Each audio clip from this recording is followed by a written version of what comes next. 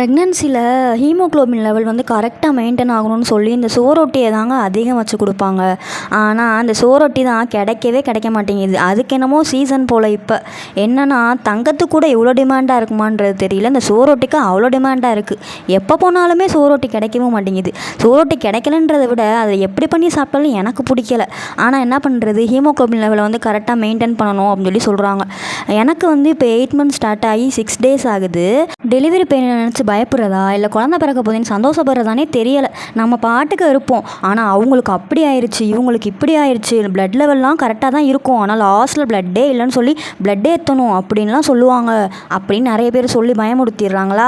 அதிலே நம்மளுக்கு வந்து இந்த பயம் வந்துடுது. இதை நினச்சாலே எனக்கு காய்ச்சல் தான் வருது. என்ன பண்ணுறது, இதெல்லாம் கடந்து தானே போகணும். சரி ஓகே, சோறொட்டி தான் கிடைக்கல, முருங்கைக்கீரை சூப்பாவது போட்டு குடிப்போம் அப்படின்னு சொல்லிட்டு வீட்டு பக்கத்துலேயே மரம் இருந்துச்சு. என் ஹஸ்பண்டை கொஞ்சம் மட்டும் சூப் போடுற அளவுக்கு எடுத்துகிட்டு வாங்கன்னு சொல்லி அவர் போய் அதை எடுத்துகிட்டு வந்தார்.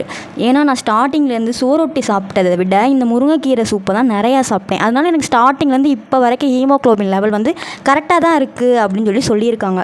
இருந்தாலும் இந்த 3rd trimester வந்து ஹீமோக்ளோபின் லெவல் வந்து குறையும், டெலிவரிக்கு வந்து பிளட்டே இல்லை அப்படின்னு சொல்லிடுவாங்கன்னு சொல்லி நிறைய பேர் சொல்கிறாங்க.